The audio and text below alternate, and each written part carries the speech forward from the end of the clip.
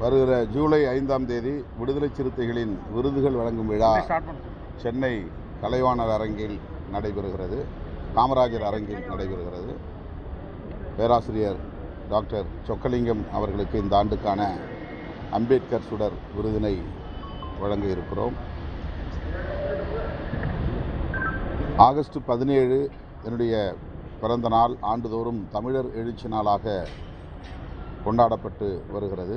இந்த ஆண்டு அதே நாளில் தமிழ் தேசிய எழுச்சி மாநாட்டை நடத்த இருக்கிறோம். இடம் எங்கே என்பது குறித்து இன்னும் நாங்கள் தீர்மானிக்கவில்லை. ஓரிரு நாட்களில் மாநாடு நடைபெறும் இடத்தை அறிவிக்க உள்ளோம்.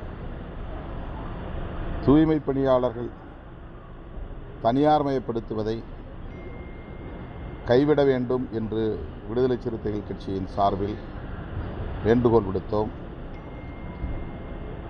முதலமைச்சர் அவர்கள் அதனை ஏற்று அந்த முயற்சியை கைவிடுவதாக அறிவித்திருப்பது மகிழ்ச்சி அளிக்கிறது. தோழமை கட்சிகள் முன்வைக்கும் கோரிக்கைகளை அல்லது ஆலோசனைகளை பரிசீலித்து உடனுக்குடன் நடவடிக்கை எடுக்கிற முதலமைச்சரின் பாங்கு பாராட்டுதலுக்குரியது. ஏற்கனவே தன்னுடைய நண்பரும் ஜோசியருமான ஒருவரை அவர் ஓஎஸ்டியாக அறிவித்த போது தோழமை கட்சிகள் சுட்டிக்காட்டியதும் உடனடியாக அதனை திரும்ப பெற்றுக்கொண்டார் என்பதும், மாநகராட்சிகளில் தூய்மை பணிகளை தனியாருக்கு ஒப்படைப்பது தொடர்பாக தோழமை கட்சிகள் சுட்டிக்காட்டியதும் உடனடியாக கைவிட்டார் என்பதும் அவருடைய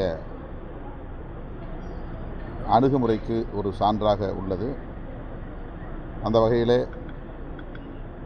விடுதலை சிறுத்தைகள் கட்சி இந்த நிலைப்பாட்டை வரவேற்று பாராட்டுகிறது.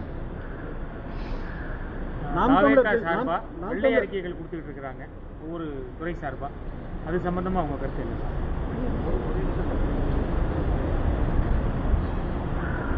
வெள்ளை அறிக்கை என்பது கடந்த கால ஆட்சி நிர்வாகத்தில் எவ்வாறு நிதி நிலைமை இருந்தது என்பதை பொதுமக்களுக்கு அறிவிக்கிற ஒரு நடைமுறை. அதனை இந்த அரசு வெளிப்படையாக அறிவிப்பது ஜனநாயகத்தில் ஒரு வெளிப்படைத்தன்மை வேண்டும் என்பதை உணர்ந்து இந்த அரசு செயல்படுவதாக நான் நம்புகிறேன், வரவேற்கிறேன். நாம் தமிழர் கட்சி தமிழ் தேசியம் பேசி ஒரு உச்சகட்ட வாக்கை வாங்கிட்டு இப்போ கொஞ்சமாக சரிஞ்சு இப்போ கீழே அடிக்கிறாங்க. இப்போ நீங்கள் தமிழ் தேசியத்திற்கான அந்த குரலை முன்னெடுப்பதோடைய நோக்கம் என்ன? நாங்கள் 35 வருஷமாக பேசிகிட்டு இருக்கிறோம் தமிழ் தேசியம்.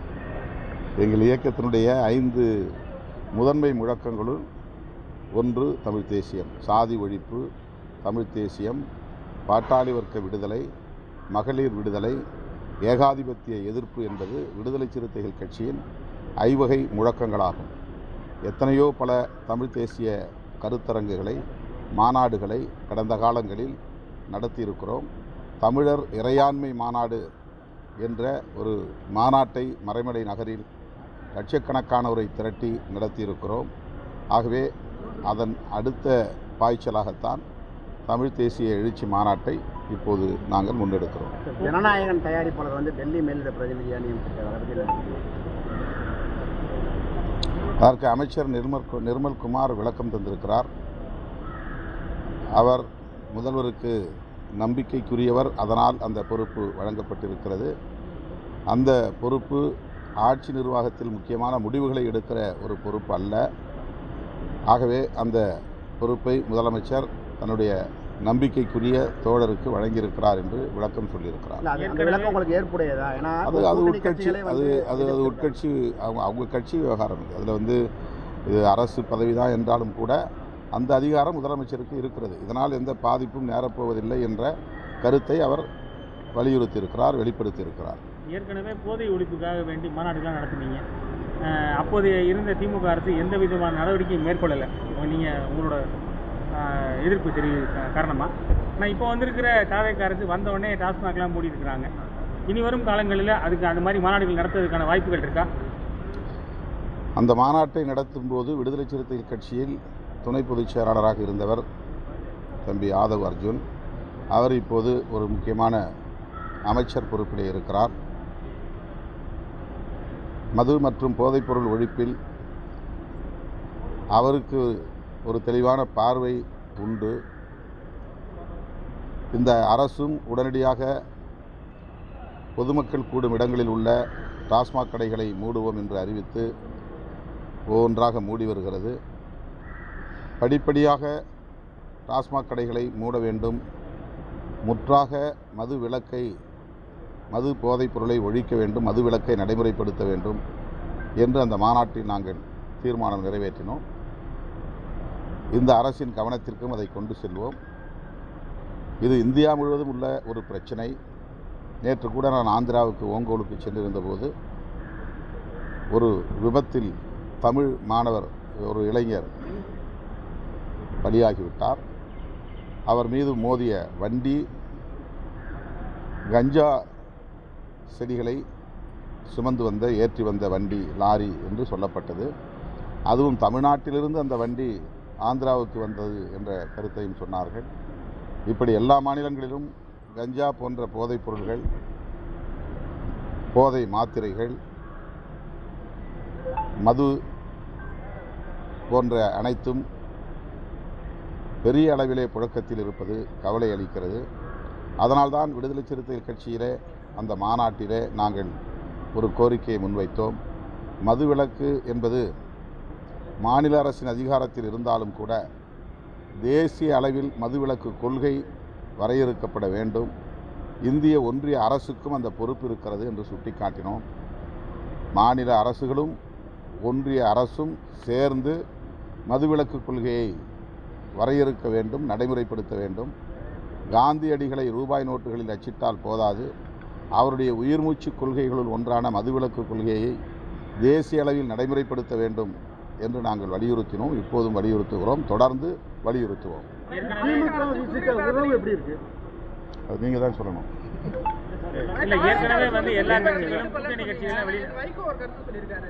2 எம்எல்ஏக்கள் வந்து நீங்க ரிசைன் பண்ணிடுவாங்க, நான் ஜெயிக்க வைக்கிறேன் விஜய் வந்து அழைச்சாரு அப்படின்னு சொல்லி ஒரு கருத்து சொல்லியிருக்காரு. அது என்ன எப்படி பாக்குறது? அதில் நான் கருத்து சொல்ல விரும்பவில்லை. கூட்டணி கட்சிகள் திமுக கூட்டணி சொன்னது வந்து குதிரைக்காரமா இல்லையா? நேற்று வந்து மதிமுக வெளியே வந்திருக்காங்க. ஒவ்வொரு கட்சியும் வெளியில வந்து இழந்துருச்சுன்னு நினைக்கிறீங்களா? இந்த கேள்வியை நீங்கள் திமுக விட்ட தான் கேட்கணும். நாங்கள் திமுக கூட்டணியை பாதுகாக்க வேண்டும் என்கிற பொறுப்புணர்வோடு இயங்கிய ஒரு கட்சி. தேர்தலுக்கு முன்பு திமுக கூட்டணியை உடைப்பதற்கு பலரும் முயற்சித்தார்கள். அதுவும் என்னை வைத்து உடைக்கிற முயற்சி நடந்தது. அதற்கு நான் இணங்கவில்லை. தேர்தலுக்கு பின்னர் இந்த கூட்டணியை கட்டி காப்பாற்ற வேண்டிய பொறுப்பு என்னை போன்றவர்களுக்கு இல்லை, அந்த வலிமை எனக்கு இல்லை. ஆகவே இது குறித்து பதில் சொல்ல வேண்டிய பொறுப்பு திமுக தலைமைக்குத்தான் உள்ளது. மதிமுக வந்து ஒரு சகிப்புத்தன்மையோடு தான் அந்த கூட்டணியில் தொடர்ந்ததாக வந்து ஒரு குற்றச்சாட்டு வைக்கிறாங்க. நீங்க அந்த சகிப்புத்தன்மையோடு தான் இருக்கிறீங்களா அல்லது வந்து மாறுபட்ட கட்டாயப்படுத்தப்பட்டு 2 எம்எல்ஏக்கள் வந்து உங்களுடைய உறவு என்பது எப்படி இருந்துச்சு? கூட்டணி உறவு என்பது எப்படி இருந்துச்சு? கட்டாயப்படுத்தப்பட்டு 2 உறுப்பினர்கள் அங்கே வந்து திமுக சின்னத்தில் தேர்தலில் போட்டியிடப்பட்டதா அவர் சொல்லியிருக்காரு. இதே ஒரு கட்டாயம் திமுகவில் இருக்குன்னு நினைக்கிறீங்களா? இந்த கேள்வியை நீங்க மதிமுகவுக்கும் திமுகவுக்கும் தான் கேட்கணும். பேசியிருக்கிறாங்களே சார்.